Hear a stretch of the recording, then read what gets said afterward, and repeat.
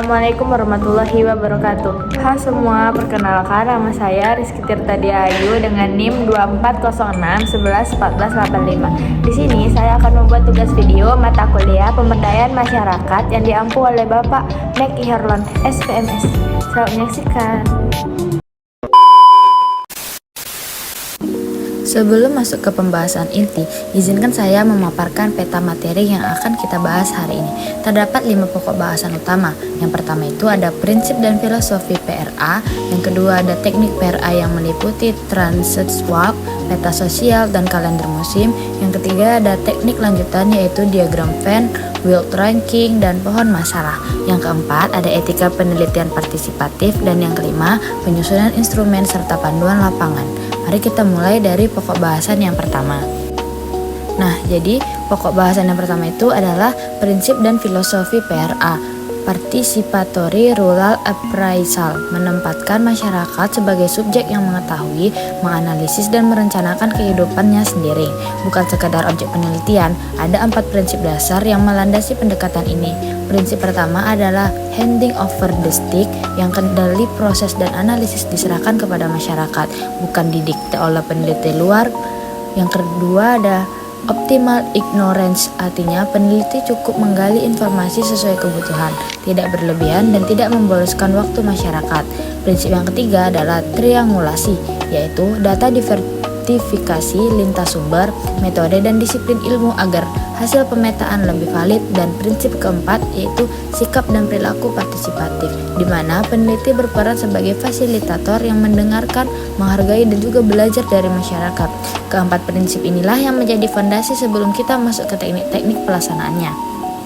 Nah, untuk yang selanjutnya itu setelah memahami prinsip dasarnya, sekarang kita masuk ke pokok bahasan yang kedua, yaitu teknik PRA. Ada 3 teknik yang akan saya jelaskan pada bagian ini. Yang pertama ada transit walk, yaitu berjalan menyusuri wilayah bersama warga sambil mengamati dan mencatat kondisi lahan, tata guna, serta potensi sumber daya secara langsung. Yang kedua ada peta sosial, di mana masyarakat menggambarkan kondisi sosial, sebaran rumah tangga, fasilitas, dan kelompok usaha agribisnis dalam bentuk peta partisipatif. Yang ketiga ada kalender musim, yang digunakan untuk menganalisis pola aktivitas pertanian atau agribisnis sepanjang tahun, mulai dari masa tanam, panen, paceklik, hingga puncak permasalahan musiman. Yang ketiga, teknik ini sangat saling melengkapi untuk memahami kondisi wilayah secara menyeluruh. Nah, selain ketiga teknik tadi, terdapat 3 teknik lanjutan yang juga penting dalam PRA. Yang pertama ada diagram Venn, yang digunakan untuk memetakan lembaga atau aktor yang berperan dalam agribisnis, beserta kedekatan dan pengaruhnya terhadap masyarakat, yang digambarkan dengan lingkaran bertumpuk. Yang kedua ada Wild ranking, yaitu mengelompokkan rumah tangga berdasarkan tingkat kesejahteraan menurut kriteria masyarakat sendiri. Untuk memetakan kesenjangan ekonomi yang ada, ketiga pohon masalah yang digunakan untuk menelusuri akar penyebab dan dampak suatu permasalahan agribisnis secara sistematis dalam struktur pohon sebab akibat. Dengan 6 teknik ini secara keseluruhan, kita bisa memetakan potensi sekaligus permasalahan agribisnis secara lebih komprehensif. Setelah membahas teknik selanjutnya, kita akan membahas etika dalam pelaksanaannya. Nah, pokok bahasan yang keempat adalah etika penelitian partisipatif. Dalam pelaksanaan PRA ada 4 etika yang wajib dipegang teguh. Yang pertama, informed consent, yaitu menjelaskan tujuan kegiatan dan memperoleh persetujuan masyarakat sebelum pengumpulan data. Yang kedua, kerahasiaan data, yaitu menjaga privasi, identitas, dan informasi sensitif rumah tangga atau kelompok agribisnis. Yang ketiga, kesetaraan dan non-diskriminasi, yang berarti melibatkan seluruh kelompok masyarakat tanpa memandang status sosial atau ekonomi. Dan yang keempat, timbal balik yang wajar, yaitu memastikan manfaat kegiatan kembali kepada masyarakat, bukan hanya untuk kepentingan peneliti. Etika-etika ini menjadi pedoman moral agar proses PRA berjalan bertanggung jawab dan tidak merugikan masyarakat yang terlibat. Setelah memahami prinsip, teknik, dan etikanya, pokok bahasan yang kelima adalah bagaimana menyusun instrumen dan panduan lapangan. Ada 3 komponen instrumen yang perlu disiapkan, yaitu panduan observasi lapangan yang mencakup aspek yang diamati dan format catatan, panduan wawancara semi terstruktur berupa daftar pertanyaan kunci, dan lembar pemetaan seperti peta sosial, transek, serta kalender musim. Adapun langkah penyusunannya melalui 5 tahap. Yang pertama itu menentukan tujuan dan data yang dibutuhkan. Yang kedua, memilih teknik PRA yang relevan. Yang ketiga, menyusun draft pertanyaan atau format lapangan. Yang keempat, melakukan uji coba atau pilot instrumen.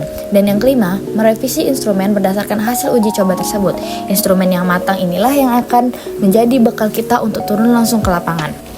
Selanjutnya, sebagai bentuk penerapan dari materi yang telah dibahas, akan dilakukan simulasi PRA melalui role play komunitas agribisnis. Simulasi ini terdiri dari 4 tahap.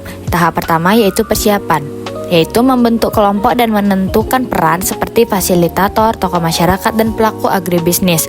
Tahap yang kedua, pelaksanaan, yaitu menerapkan minimal 3 teknik PRA secara terintegrasi dalam skenario komunitas simulasi. Tahap ketiga, pendokumentasian, yaitu mengisi instrumen observasi, wawancara, dan lembar pemetaan selama simulasi berlangsung.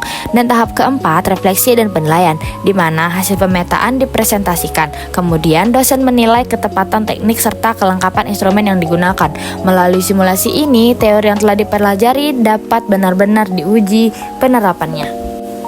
Nah, sebagai penutup dapat saya simpulkan beberapa poin penting dari pembahasan hari ini. Yang pertama, PRA itu menempatkan masyarakat sebagai pelaku aktif dalam menggali dan menganalisis kondisi agribisnisnya sendiri. Yang kedua, 6 teknik inti yaitu transit walk, peta sosial, kalender musim, diagram Venn, wealth ranking, dan pohon masalah, saling melengkapi untuk memetakan potensi dan masalah secara komprehensif. Yang ketiga, etika partisipatif yang meliputi persetujuan, kerahasiaan, kesetaraan, dan timbal balik menjadi landasan pelaksanaan yang bertanggung jawab. Dan yang keempat, instrumen lapangan yang lengkap dan teruji menjadi kunci keberhasilan, baik dalam simulasi maupun penerapan PRA yang sesungguhnya di lapangan.